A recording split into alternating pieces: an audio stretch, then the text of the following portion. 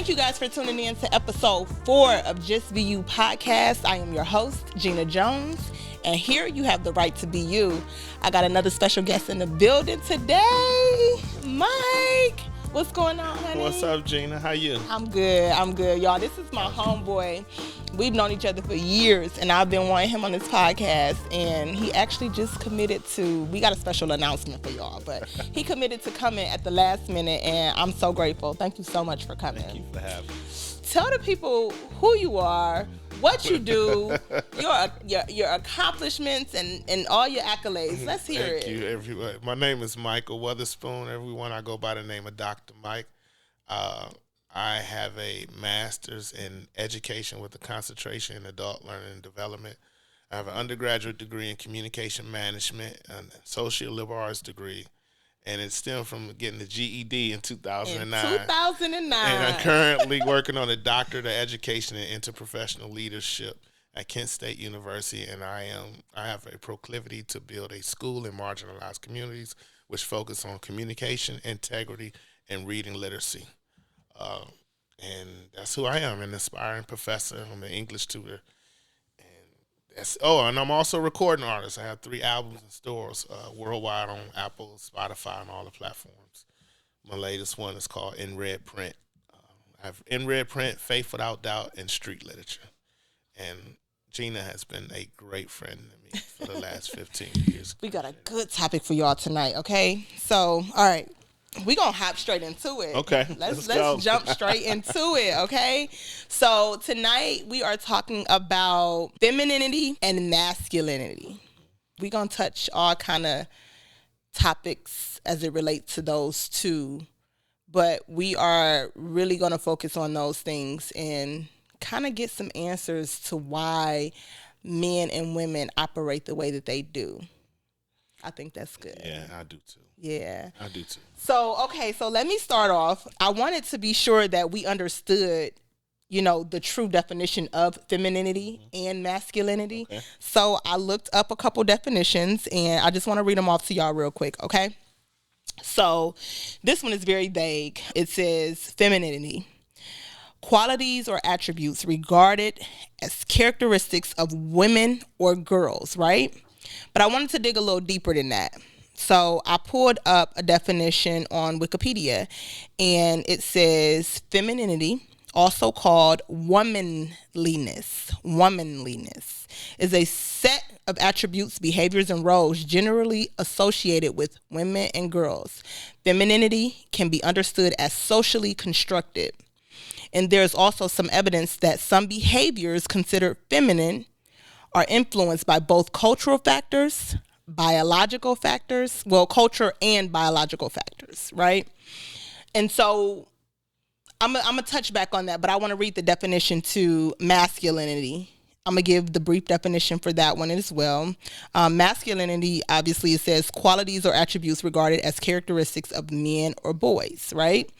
And then the more in-depth definition says masculinity, also called manhood or manliness, is a set of attributes, behaviors, or roles associated with men or boys. Masculinity can be theoretically understood as socially constructed, and there is also evidence that some behaviors considered masculine are influenced by both cultural factors and biological factors.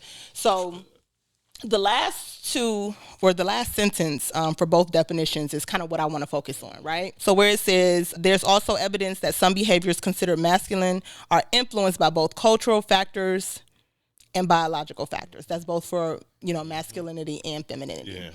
And I want to touch on that part of it because it's like women, we are born to be feminine. Men are born to be masculine. And I feel like in the world today, there's so many things that influences that. Not just culture, not just biological. It's so many other things that's influencing men and women in their masculinity and their femininity. Yeah. And one that I want to start off with, let's just start off with masculinity. Or I'll start off with femininity. I'm going to let you touch on masculinity and your thoughts on it. Femininity, I feel like, obviously, we are born women. We are born to be feminine, soft. Culturally, yes. The way you are raised, how you're taught, what you've watched growing up. And believe it or not, also the foods that we eat are making people more feminine, women and men. Believe it or not. What's your take on that, Mike? Like, what's your take on that? All that. What you think I agree. about all I that? mean, yeah, we live in a culture where, people, like the definition said, is culturally constructed and biologically constructed. So we live in a culture now that is contrary to the culture that we were supposed to be in now. Absolutely. Like, we live in a culture where people have now made right wrong and wrong right. Yes. So it's like, okay, as a woman, you're supposed to be feminine. Yeah. But now we living in a culture that's contrary to what men and women are supposed to be, and it's accepted. Yes. And it's like, now if a man exudes his masculinity, or a woman exudes her femininity, by a certain culture of people, they can be marginalized and denigrated because of it. Yeah. You know where I'm going, right? I agree, 100%. Yeah, and Listen, it's like, why can't I stand for who I am and what I believe? Yeah, right. But you can stand for what you believe, and if Yeah. I choose not to stand for that, I'm not attacking it. I get attacked. Yeah. Because of it. I believe a woman is born to be exactly feminine. She's the producer. Every life came through woman on earth, and it's like, why is it not cool to, like, we living in a time now where it's almost like it's not cool for a woman to be feminine. Like, she has to be tough. Like, you got to be a player. And the men now, they are more going toward femininity based on experience, because now households have changed. Like, women have the house already. She has her car. She has money. And men, only thing they got left, since they really can't provide oftentimes for a woman, is their strength. I don't know why I'm going this way. And that's how domestic violence comes into play. Yeah. Because that's all they have left is their strength. And it's just like, we were born to be masculine, but not masculine to the point we become violent. Yeah. Yeah. Yeah. And okay, so let's touch on why women are so masculine these days. Yeah. So, from experience, I've witnessed a lot of different aspects of women who are, or they have to be strong. You know what I mean? For whatever reason, they have to be strong. And a lot of those reasons are, I feel like, they have to be strong for themselves. A lot of men are missing in households. We already know why that's, why that came about. But men are missing in a lot of households. So women have to be mother and father. And so when you have your sons growing up and all they seeing is their mother be strong, that kind of trickles down to them, and it's in some cases, I won't say all, but some. But women, I feel like women have to be strong nowadays because we have so much on our plates. We have to go to work and work the 9 to 5, you know what I mean? Or be entrepreneurs. There's a lot of women entrepreneurs who are doing very well for themselves, but they have to do that, we have to nurture our children. In a lot of cases, we still have to be everything that our household needs with an absent man, or sometimes there's a man in the picture and you still don't get that help. You know what I mean? So I think there's a lot of reasons why women have to be so masculine these days. But I think when you learn, and you learn the aspects of, okay, I have to do all of this stuff, but I can still be soft and still be a woman. And you're allowed to be that soft woman, or, you're in a space where you're comfortable enough to be that soft woman, it becomes easier to let your guards down and to be a lot more feminine for yourself, to teach your children. This is what a woman's role is, this is what a man's role is. So I do believe that we have a lot of reasons why we are so feminine, and it did kind of change the dynamics of a lot of relationships. You know what I mean? So that's, to me, just a small part of why women have to be so masculine a lot of times. Yeah, absolutely. I agree with that. I agree with that, because a lot of the men now, they're missing, and some men, they have women, they are masculine men, but they have women who have a proclivity to constantly put them down and denigrate them. And it's almost like they don't have feelings. So now they get into the femininity side, but really they just exuding how they feel. Like you have some men who are masculine, they're trying, but yet they're constantly put down. And that kind of changed the dynamic too, like being constantly put down, but he's trying. You know, he has it. I can speak for myself, has an education, work, and just hasn't got to his wealthy place yet, and yet he meets a woman. It's almost like people nowadays, the feminine and the masculine is switching because people would rather meet people at the finish line as opposed to building with them. Yeah. And they want to meet them at the finish line, but not even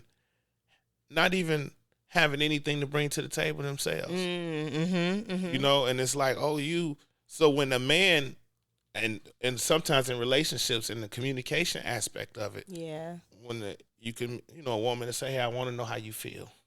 Tell me what you think, your thoughts. Oftentimes, men are afraid or reluctant to do so because they experience the very antithesis of what they expect to hear. For example, they may, once they communicate their feelings to their woman, wife, or fiance, they end up apologizing and consoling her for articulating his feelings. And it's like, how did this happen? How did the roles reverse? Yeah, you want me to be this type of way, and then it's like, oh no, you're too sensitive. Yeah. And if a man keeps hearing that over and over, as we know, faith come by hearing, he's gonna start believing that. Like, well, maybe I am too sensitive, and maybe I am acting like a blanky blank, you know, and he start believing that. And if you're not careful, he'll go over to the other side. And I think women... You think so? It can't happen. Let's get into that. You think some men are not strong enough to say, okay, she's putting me down, let me just walk away from this, versus this is who she's saying I am, let me just go try it out? Yeah, I believe it's a possibility. Wow. Absolutely. Wow. Yeah, somebody keep telling you something for so long, and you keep hearing it, and you keep believing it.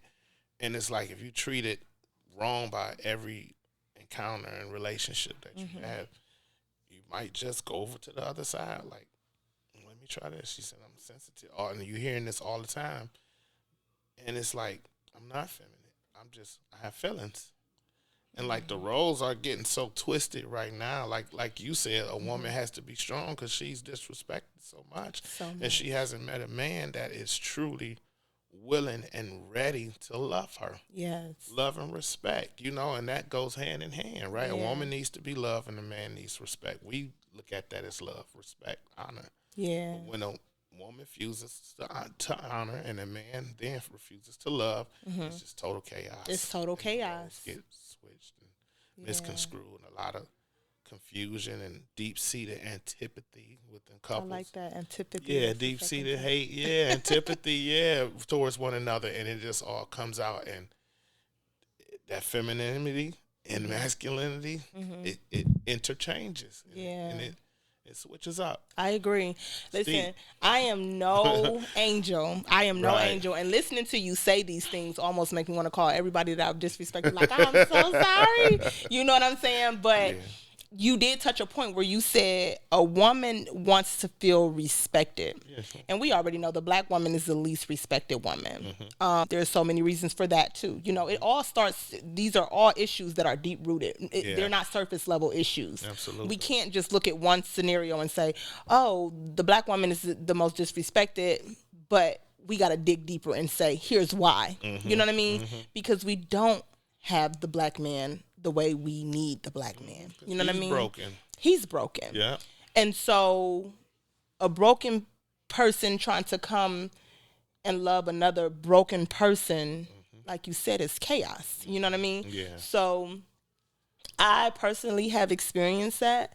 Trying to love a person who has been fresh out of a relationship or just broken. Yeah. I've also been in healthy relationships, and I know that there's a difference. So it's a lot deeper than just the woman being feminine and a man being masculine. Most men want a soft woman to come home to. You know what I'm saying? To treat him like a king, and you know what I mean? We listen to these stories of how men come home and they want to be treated, and how women supposed to be this soft loving, safe space for them to come home to. Right. And that is how it should be. Yeah.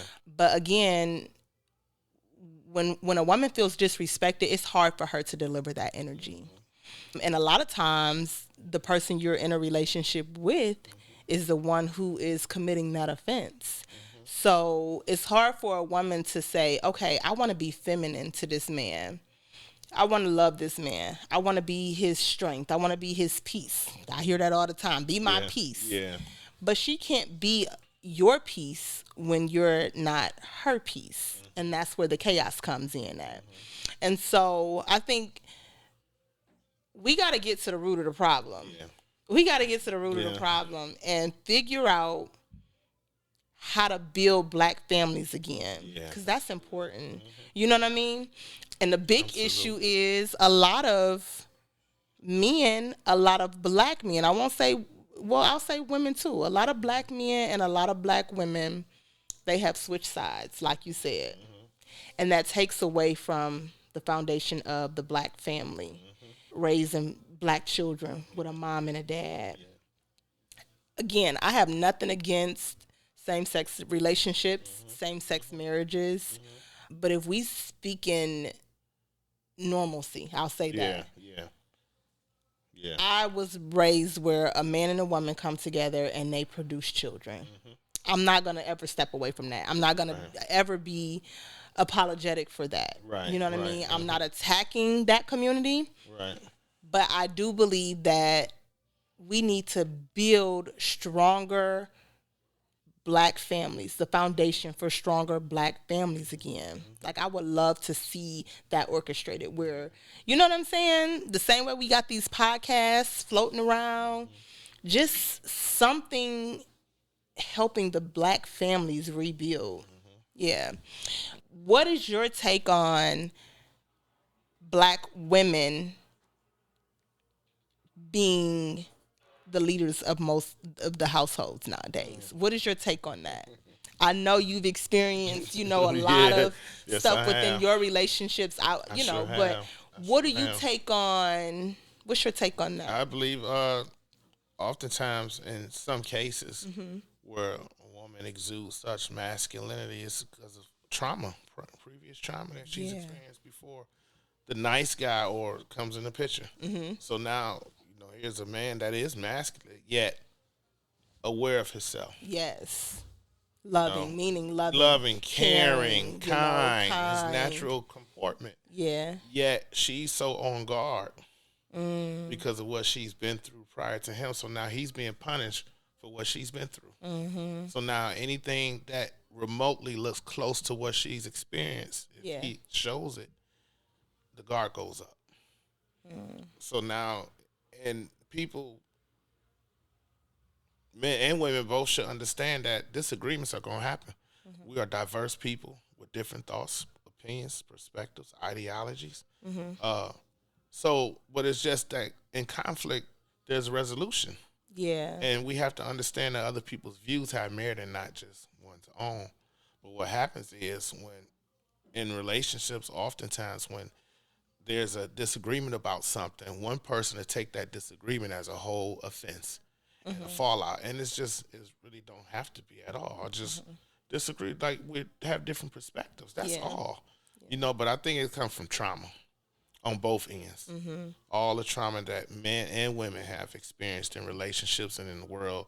The black man totally, once his feet hit the pavement, it's like he has to endure all the vicissitudes of this world coming at him full force for being a man of color. Even myself with an education, I'm still marginalized from certain employment because of it. yeah, And it would be nice for us to hear, "Hey, baby, how was your day?" The small things. Yeah. It's gonna be okay. Rub my back. Or anything. Yet, because of trauma and what she may have experienced before this particular kind of man comes in the picture, you don't get that. And That's it's true. anything that he does, it's like, and it's vice versa as well. Same with women. You can have a nice, great woman of God. And but because of his trauma, what he's experienced and what he's learned in the barbershop and the culture. So it's socially constructed. He can't even receive wisdom. Oh my God! So now there's no understanding at all. Yeah. You can't, because he's looking at it like, oh, you trying to tell me something. No, I'm trying to provide you with insight. Yes. I'm trying to, and it's like, like you tripping, like homie, like, you know what I'm saying? Yeah. I'm just trying to give you some insight. That's all. And it happens. I've experienced that. I've experienced a woman telling me, she constantly asks me about my thoughts and feelings. Like, oh, I want to hear that. I want to know, Mike, how you feel. And then when I tell her I feel, and not blaming her for anything, but like, hey, when you did this made me feel this kind of way.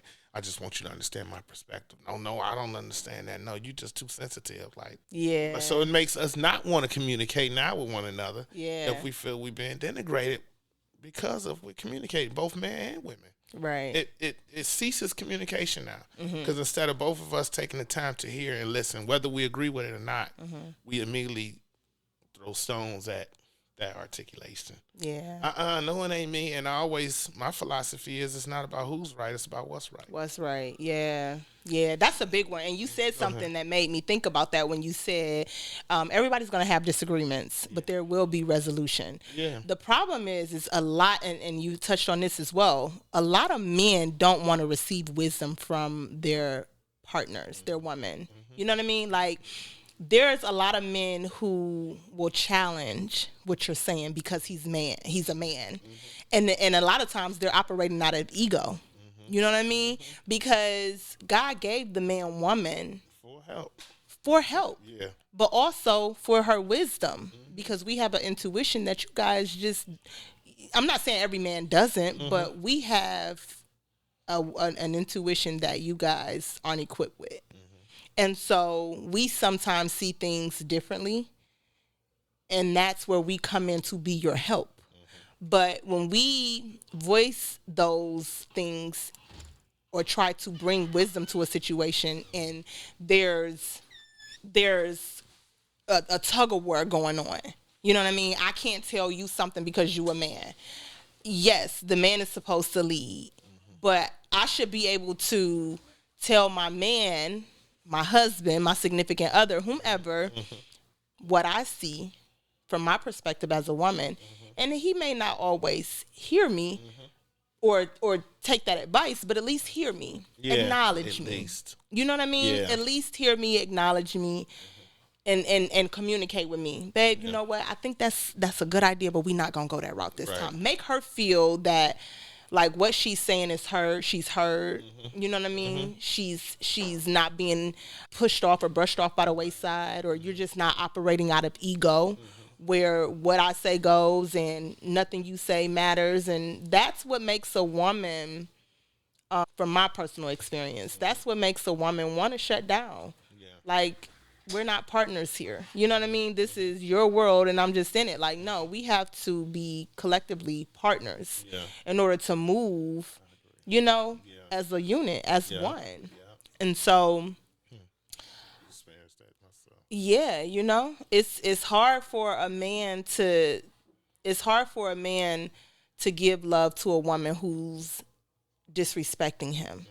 And in the contrary, it's hard for a woman to love a man that she doesn't feel loved by. You know what I mean? And our love languages are different. A woman needs communication. Yeah. We need respect as well. That's a big one, because I'm a woman, but I don't like to feel disrespected. Yeah.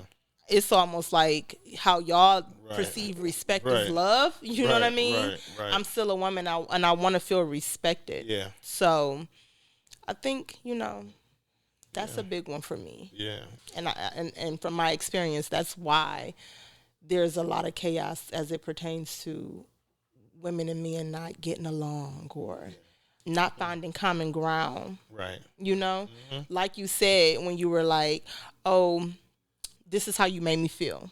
Yeah. I'm telling you this because I'm expressing myself to you. Yeah. We should both be able to express ourselves. Yeah. Like, I should be able to come to you and say, hey, You made me feel like this, and then have open dialogue about Right, it. right. You know, I should be able to converse with you about how you made me feel, and you not say, "Oh, that's just you being sensitive," Right. or "Oh, you know, tripping. yeah, you Whatever. tripping," or that don't feel good. That makes the woman feel this big too. Yeah. You know, we go in our little cocoons and cry too. Right. You know, Yeah. we do it more than y'all, I'm sure.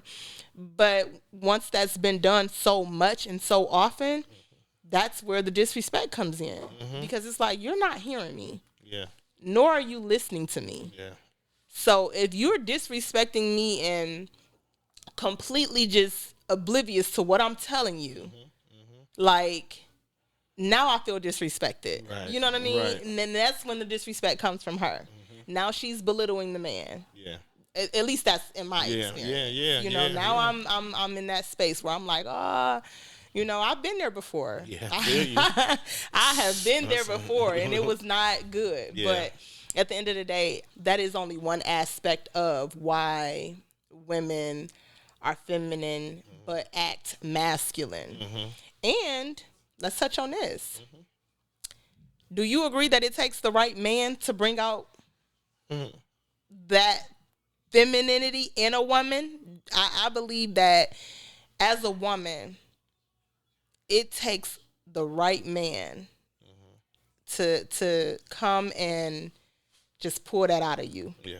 Because some men you got to be hard with, just completely hard with, Yeah. just because of the way they treat you. And because of your own traumas, Right. being guarded, and all of the above. But also, when you meet a man and he is just like that man that's pulling it all out of you, it makes you want to be soft. You know? It's almost like y'all got that control. Just like we probably got the control to make y'all, you know, do what y'all supposed to do. Yeah. But it's the traumas within us individually that keep us from doing that a lot of times, you know? Yeah, because it could be that, and I believe that's part of it. And subsequently, it has to be a person that a person genuinely likes. Yeah. I gotta genuinely like you to want to be like, you know what I'm saying? They gotta genuinely like I gotta them. genuinely like you. Otherwise, you gonna get that version of me. Yeah, that's some just people they elicit people attention, but they just really want help.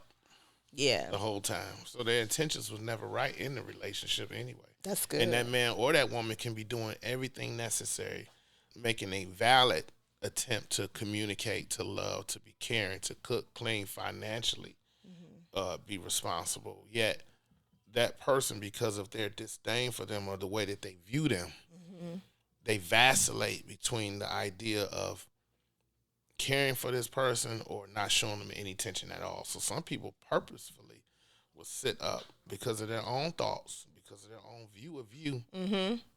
Even if you're doing everything right, they would purposely shut themselves off. And that's like narcissism at its apex. And, you know, I like the silent treatment. I understand when you're silent if, you know, you don't want to say the wrong thing, you're upset. We'll come back to this later. That's different. But to purposely become silent as a form of punishing someone, oh my God, is so cruel. That's narcissism. Absolutely. I've experienced that too. So have I. But, yeah, and I'm like, dang, you treat me like that, yet I'm paying bills and doing everything. One little thing. Like, I'm not major, though. I'm talking about just, you know, we folded. You like the towels folded this way, and I like them folded this way. Now, that's a full-fledged argument. Like, you're that upset. Yeah. So it's something else in you that's deeper. Because this shouldn't make you that upset. Folding towels. But a lot of people, I believe, that's part of it, like you said, and they really don't like the person. But why lead that person on so far? If a person, they don't really rock with them like that anyway. Why do that? That's So when you okay, so here is one aspect of that question. Why lead that person on? A person, like a woman or a man, could love their significant other but have a lot of resentment for them. That causes a lot of turmoil in your relationship. When you love a person but you resent that person, you know what I mean? For whatever reason, which is where I think therapy comes into play. y'all need counseling, y'all need Yeah. therapy, and that's not happening often. You know what I mean? I need my therapist. Right. You know what I mean? Yeah. Like, I need my therapist. I wouldn't trade that aspect of my life in for nothing. But when a person resents you, you get the narcissism. Yeah. You get the disrespect. You know what I mean? Resentment can really tarnish a good relationship, especially if the things that you resent that person for are continuing. Yeah. Or has not ceased. Yeah. And for, you know, like, Yeah. if I tell you something, for an example, if I tell you, hey, I don't like when you talk to me like this, and you like, oh, you took it that way. You took it that way. That's not how I was saying it. But it's coming across that way in your facial expressions. It's coming across that way in your tone. It's coming across that way in your body language. It's no longer how I perceived it. Yeah. It is what it is. You know what I mean? Yeah. And if I'm telling you, hey, I don't like when you do that, and we have that conversation and you say, all right, it's just the way you perceive it, and I'm saying, no, it's not. Okay, I let it go. And then it happens again. It's like, okay, there it is again. Then it happens again. This is just who you are as a person. Either A, that, or you just not hearing what I'm saying to you and you don't want to change your behavior. Yeah. And in that case, that will cause resentment. That will cause the person to say, you know, this isn't just me, it's you. Yeah. And now I Yeah. have to make a conscious decision of whether or not I want to be with this person. Because if I continue to have to tell you what you're doing that's a problem for me, and either you telling me I'm nagging, I'm always complaining, I'm constantly this or I'm constantly that, now we have to rethink the whole scenario Yeah. here. You know what I mean? Absolutely. We I got to do. rethink all of this. Yeah. So, Yeah. Nobody want to feel like they walking on the eggshells with nobody. oh my gosh, yeah. Because I feel if I can't talk to you, you're gonna go off. I recently had someone one day, her and I were talking, and she just went on this diatribe like, I don't trust nobody. Oh, So wow. I'm like, okay, I don't trust nobody. I know what I've been through, and I'm just saying. And I'm like, cool. Like, I didn't take any offense to it at all. And so one day, after that, it was interesting. I said, well, she asked me, what about you? Like, do you trust? And I said, well, I really don't worry about whether I gotta trust you or not. She's like, huh? What do you mean? I said, well, I don't worry about that with people. She asked me why. I said, because I trust God and He promised to protect me. Oh. So in trusting Him, whatever you do unto me, that's you do that unto Him. I said, when you sit down in that chair, do you examine that chair before you sit down? Right. No, I don't. I said, that's the same thing, but you trust the chair, right? You just sit there. You just sit You there. don't know if it's going to hold you or not. Right. And I was like, so I don't do that. So a couple of days later, we was kind of having a similar conversation. So I threw something out there as a test. And I was like, yeah, I don't. She asked me about telling her something, like about my job. I said, no, because I don't really trust people like that. I don't trust nobody. And I said it on purpose. So we're talking, and 5 minutes later, she was like, what's that statement you made again? You don't trust. You don't trust me. So now she took offense to it. When she told me she didn't trust me, I didn't take any offense. I get it. Right. She took offense 5 minutes later. Yeah. I said, oh, I don't trust you. But why would you want to be with somebody you don't trust in? See, that's what I'm saying. And I replayed that, and I'm like, wow. And I didn't bring it back up to her face. But I'm like, oh, is it a double standard here now or something? Right. You know, like, Yeah. I just threw that out there as a test. Like, but why did that make you so upset? Like, because like, you haven't truly showed me anything. And I've noticed oftentimes, back to what you were saying earlier about being broken and trauma experiences, like, you can keep pouring into somebody, and sometimes they don't want to be poured into, not by you at least. Yeah. You know, and they make a choice. It reminds me of the scripture in the Bible. I can't remember exactly where it was, but the man by the pool of Bethesda and Jesus, when he was laying there sick. I remember he was saying everybody was going in the pool. The water was stirred up to get their healing, and that man laid there. He laid there. He laid there, and Yeah. Jesus like, hey, my G. You know what I'm saying? He told me, I'm waiting on somebody to put me in. And that's what people do in life, in relationships. They go through the stage of what they call in psychology pre-contemplation stage, where they know that they need the help, but they're not willing to get the help that they need. So yet they make excuses to wallow in their suffering. That's good. That's good.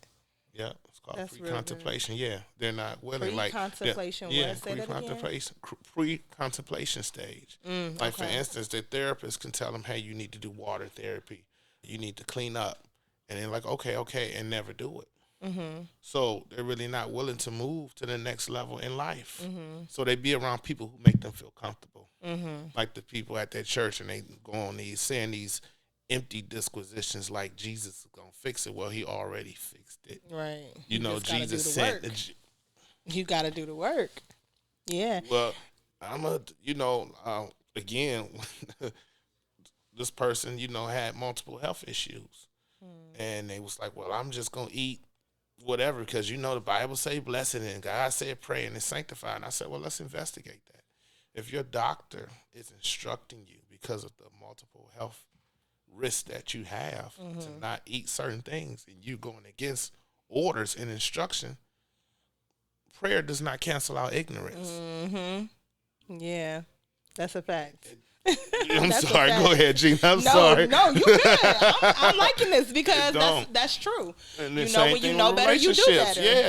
Same like you said, listen to me. Please hear me out. Hear me. And when you're wrong, oh my God, that's another thing. Accountability. Ooh. Yeah. Let's touch on that. Accountability. That's a big one. If you one thing about me is, again, I'm not perfect. I am nowhere near perfect. Right. But what I love and admire about myself is that I am accountable for me. I'm accountable for my mistakes. When I'm wrong, I take pleasure in apologizing. Like, you know what? I could have done differently. I do that with my kids all the time. Sure. Yeah, and I am that way because I didn't grow up with that. Like, my grandmother was that way, but I can't say so much for my mom. Not that she's a bad person. Right. She just would go about it a different way. Her way of apologizing would be, okay, let's go shopping. Right. Let me go buy you something, Right. No, I think people need to hear I'm sorry, And again, bringing this back to relationships, when I've done something wrong and I've done it consciously, I feel like crap. Yeah. But if I've done something wrong and I did not know that I offended you, I take pleasure in saying, well, first of all, it ain't your response. Can I just add to what you're saying? You said, like, if you've done something wrong and you didn't know it offended the other person, it's the other person's responsibility to let you know. Yeah. But sometimes they don't. Oftentimes they tell other people. And it's like, okay, why? Why are you scared to tell me? Or if I'm not even displaying that kind of behavior to make you fearful, why are you not telling me? Right. So now you building up resentment that don't even have to be. Yes. And they just move it. But go ahead. That was good. I just wanted to speak to that point. No, that's good because that's true. You know, if you say something to offend me, I'm going to let you know right then and there. Right. Like, I'm the woman that's not going to bite her tongue. Right. Sometimes I come off a little hard or stern, but I feel, again, that's me and my masculinity. I have to be that way sometimes. Right. But if I say something that I feel like, Gina, you could have said that better. Or, like, I'm very conscious of that. So even if I feel like I offended somebody and their disposition towards me change a little bit, I go back and be like, you know what? I didn't mean to, offend you in this way if I did, or I didn't, like, that wasn't my intent.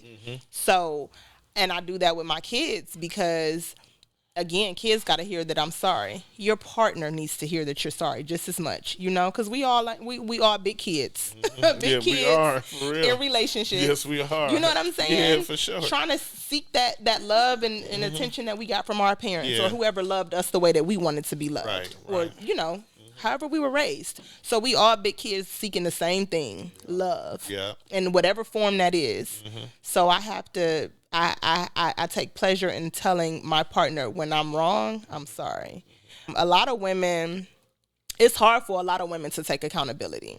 We always have to, so well, what? you did this, or right, you did that. Right, all of this. I'm guilty of it. I ain't even going to sit here and play. Yeah. I'm guilty of it, especially when it's like, I did it that one time after you did it to me that 50,000 times. Right. Yeah, I'm going to be like, well, you did it, and this is how, I've been guilty of that. But I feel like when we have the right man, being accountable for his mistakes, it makes it a lot easier for us to be like, baby, I'm sorry. Yeah. You know what I'm saying? Yeah, I could have said that differently. Yeah. Or I could have done this differently. Or I understand why you're upset. You know what I'm saying? Sometimes it's just that little bit of communication that'll change the whole dynamics of that situation. Yes, You absolutely. know? It will. It will. Small, but it's amazing what we attempt to justify when all we have to do is apologize. There's even in medicine, 97% of malpractice lawsuits could have been resolved because most patients just simply wanted the doctor to admit that they made a mistake. To admit they made the mistake. Yet because of pride and ego, oof, relationships sever. Yep. Across the spectrum. Yeah. Because we're so in our feelings and what we think, and as opposed to not realizing that we better together. Yeah. 2 is always better than 1. 2 is always better than 1. I agree. God gave us each other. You know what I mean? Yep, the Bible says that. Somebody just sent me a quote on that in the Bible saying, you know, I don't even know, not quote, it was a scripture. It was a scripture in the Bible where it was saying that God gave us 2. You know the Bible, like the back of your hand. Which quote is that? Or which scripture is that? One? Where God say 2 is better than 1. Oh, it's in Ecclesiastes. I think that's better what it reward was. For their labor. Yeah. Maybe so. But either way, yeah. We are better together than apart. Yeah. And sometimes stepping out of our ego, stepping out of our own way, you know, we can get a lot further. Absolutely. But being accountable is a big thing. Yeah. It needs accountability. Yeah, That's you need accountability. Yeah. Yeah. So, are you accountable, Mike? Yes, I am. Are you really? I am. I don't know about that. No, I believe you. I think you're a really good person. I really think you're a really good person. Yeah. So when you in a relationship with somebody and you know you accountable for your mistakes, have you ever experienced a woman calling you soft then? Because I know you said yes, I have. Okay. And it made me feel so bad. So is that why men are so apprehensive about being accountable? You think because they're afraid that the woman is gonna be like. Oh, you saw? Yeah. Looking at it now that you said it, yeah, it made me feel like bad, like really downtrodden and deprecated and disintegrated, like all of that. And this is where you come and say, you know what, I did that, baby. I'm sorry. Yeah, and I've done that. You down Yeah. And it's just like, wow, like why even apologize? But because of my heart and because of who I am, it's hard to allow somebody else to change me. Even though, you know, you hear the world talk and the Bible talk, you know, man, forget her. You got to be hard, Mike. You can't be, you know, soft. And I get all that, man. Even if you do care, Mike, you have to act like you don't. That's how you're going to get her to chase you. That's how you're going to get her to love you, respect you. God. Don't answer your phone. Quit making yourself accessible. And I understand all that. However, at 45, why do we got to play these games? Right. Like, why should I even have to go through all of these different things to make you love me? Or the way you're supposed hear to. me the way I'm supposed to anyway. You can love me right? all With day. the God kind of love. Yeah. Unconditional. And it's like I've noticed the minute you stop stimulating people, they done with you. That's not unconditional love. That's conditional. Yeah. You know, because unconditional love believes all things and hopefully it hangs in there, especially when you know that somebody loves you. Like, okay, things gonna happen, but you know, like, consequently, this person has your back. I ain't talking about, you know, infidelity and volatile things, but, you know, disagreements. Yeah.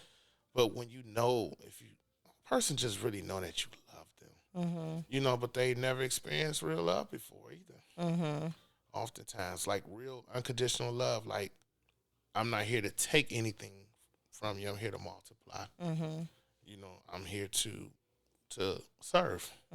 Whatever you need. And I have that disposition to the point where this young lady's daughter came to me in private and thanked me for the way I treated her mom because her mom never experienced a man like me before. And wow. And it was deep because she was asking me to hang in there with her mom. However, how long do I hang in there at the expense of my own unhappiness?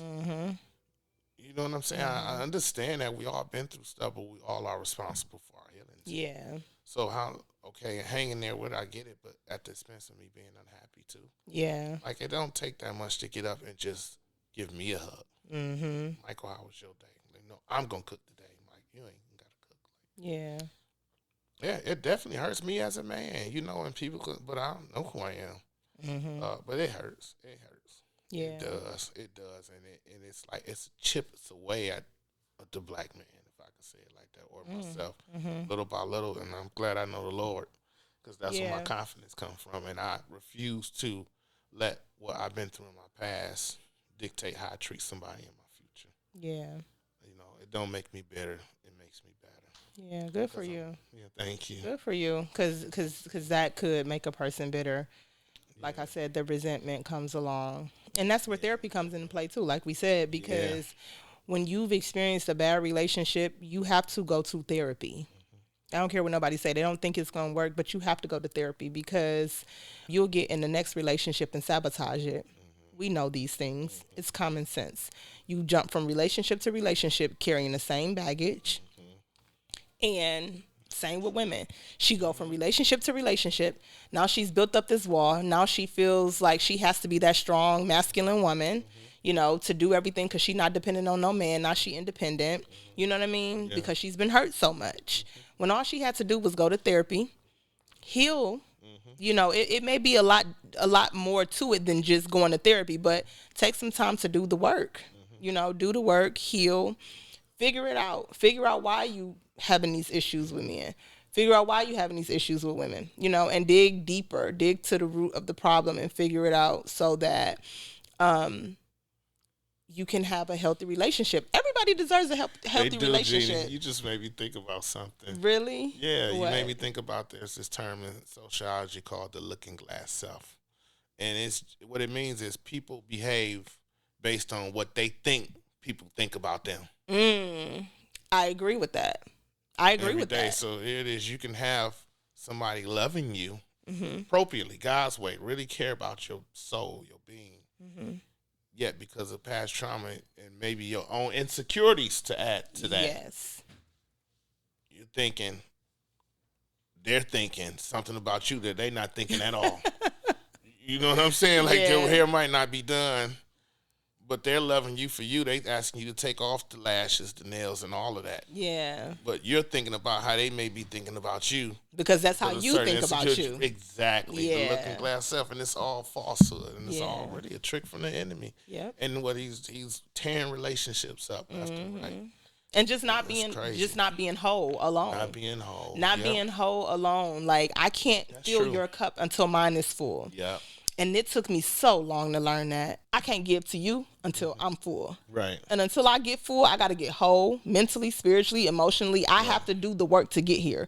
And I can't give to you until I'm full. Back to a relationship. Giving so much in a relationship. I can't give from an empty cup. And I used to give so much. And I used to be so disappointed when I didn't get that in return. Or when just the love wasn't reciprocated, or I didn't feel loved. I had to fill myself up first. You know what I mean? Yeah, absolutely. And I'm still working on me. But at the end of the day, it's like, you can't give from an empty cup. Bottom line. Bottom line. Depleted, and the party will be going about their business, and you left like stuck, feeling like an abject failure. Abject failure. You and these big words. I love it, Mike. Tell the people how they can find you on social media, all of that. Tell them how they can get in touch with you. Oh, yeah, you can find me on Instagram at Dr. Michael, MICHAEL _ coming soon. And on Facebook, it's Michael, MICHAEL Weatherspoon. WEATHERSPOON MED. So Michael Weatherspoon MED on Facebook. Period. Quit playing with my friend.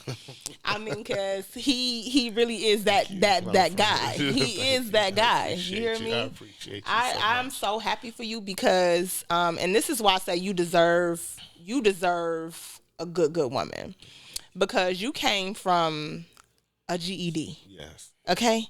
Not to belittle people who have to get a GED or make, or take away from that at all, because there's a bunch of different circumstances that causes people to have to do that. But to watch you, like, I've been there from the beginning. Yes, you were. And to watch you get your GED. Yeah. To your associate's degree. Yeah.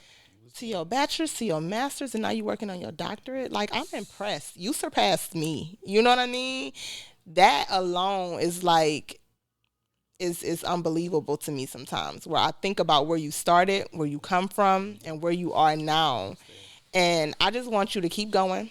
You deserve a good woman, a feminine woman. Right. Hey, but give her a little bit of room to be masculine. She's going to have a little bit of both. Some women, don't get me wrong, some women are completely feminine women. You know, they were just bred it that way. Their mothers were that way. They were raised that way culturally, you know, their surroundings. And a lot of white women are like that. Let's just be honest. You know what I mean? They're conservative. They're more conservative. So they come from more conservative women. Women who don't have to be masculine. Why? Because there's a man in the household. The man is leading their household. The man is, you know, there. He's not absent. So a lot of white women are feminine. So just let's keep that in mind. But give a woman, you know, a little bit of grace. You're going to get you a good woman. Thank you. I see that coming. Thank you. I'm so proud of you. Thank you so much for coming. Okay, so what about the big announcement that we have? Are you going to tell the people, or are you really just considering it still? Are you considering it, or are you going to tell them what's going on? We've been talking about it. Go ahead. Tell them that we've been talking about it. We've been talking about it, and I'm going to take Gina up on her offer as being a co-host on the Just Be You podcast. Period. Y'all heard that? I'm excited about it. So, yes, Mike is going to come. Even, you know, this, I feel like it was almost ordained a little bit. You had the thought, I had the thought, kind of at the same time, right? Kind of at the same time. Absolutely. And when I said it, he was like, I knew it. I knew it. So, I don't know. We gonna work through the kinks of that. Mike and I will probably be sharing this platform, but I'm happy if you do, and I understand if you don't. Right. But we'll see, you know. Yeah. Thank you guys so much. This was good. This was real good. I think we need a part two. Yeah. Or even if it's not masculinity, femininity, we can talk about, you know, more of relationships. People need to hear this stuff. Yeah. You know what I mean? I agree. So thank you guys so much for tuning in to Just Be You podcast. Again, I am your host, Gina Jones, with my co-host. Here you have the right to be you, y'all. We are out.